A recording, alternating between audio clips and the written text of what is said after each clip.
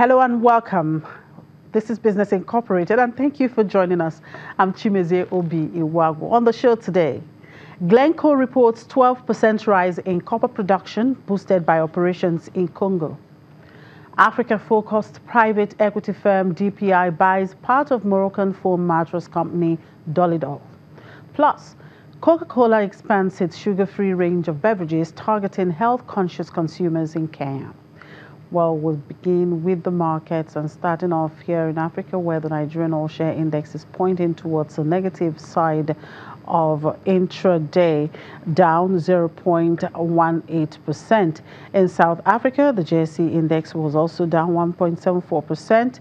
Egypt's blue chip index fell 1.68% on Thursday, mirroring weakness in emerging markets, which hits their lowest in 19 months.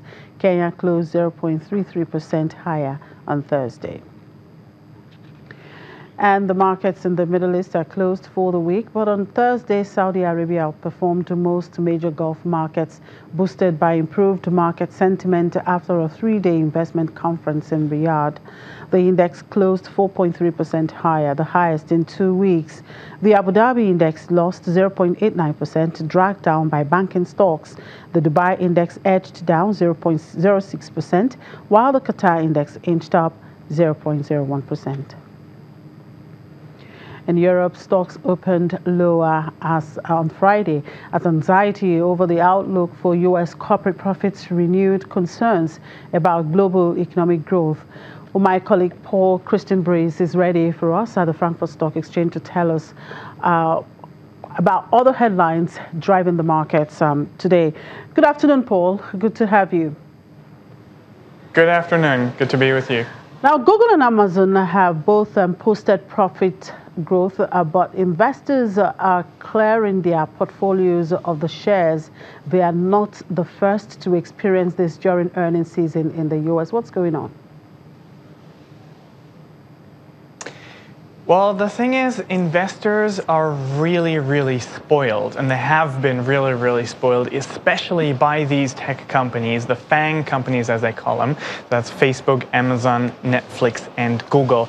They've got a very special role in the U.S. Stock market because they've been basically driving this bull market for the past years, along with also Apple and Microsoft. They've really given a push to this, and without any major drops or any large concerns, and they've been very reliable with their projections, with their profits.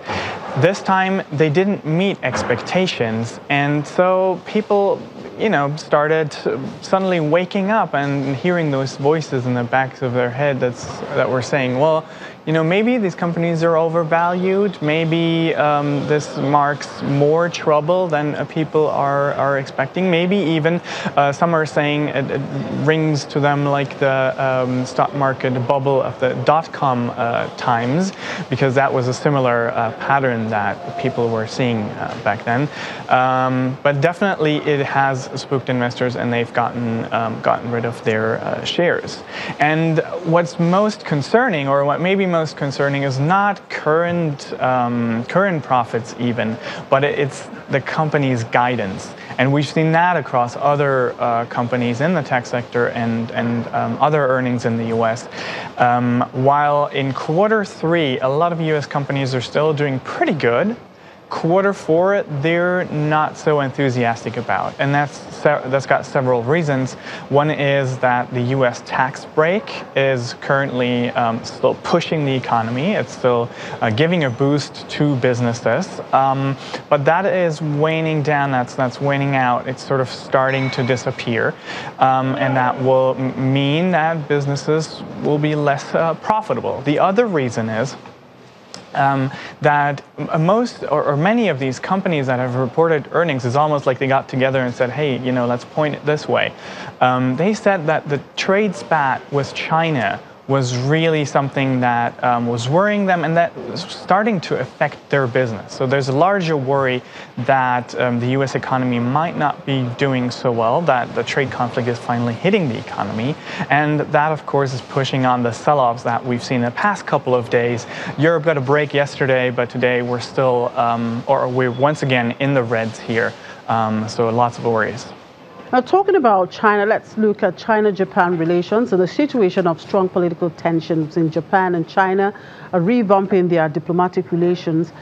For years, their relations were strained. Only 6 years ago, they were close to a military conflict over disputed islands. Now it looks like business and the economy is bringing Xi Jinping and Shinzo Abe closer together.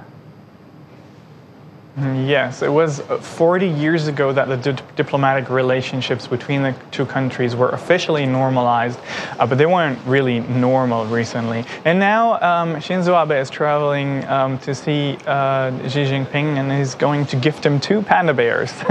What a wonderful symbol, what a wonderful gift. Both countries are united really by one, I don't want to say enemy, but one worry, and that is, of course, the United States. The trade conflict between the United States and China is notorious. We've talked about it a lot. And it seems that China is really, it's got enough on this plate with this one worry. It doesn't want to have yet another.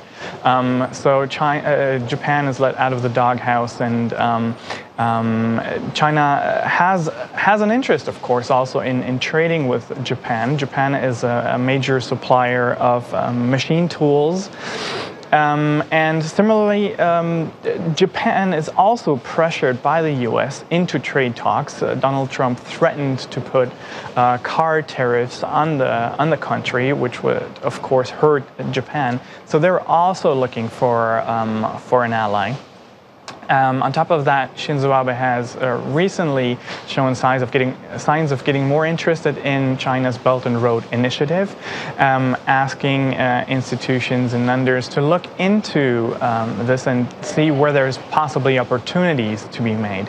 Not in order to support China's effort, but actually to profit from it and maybe also offer an alternative to Southeast Asia and other countries, a more democratic alternative. He's going to have to tone that down in the next couple of months because Japan and China do need each other as allies as they're trying to figure out the situation with the United States. One of the rather certain agreements that they're likely going to make is a reestablishment of a swap arrangement between central banks to swap currencies. All right, let's get back to Europe, where you are now. That country seems to have an eye on the cannabis market.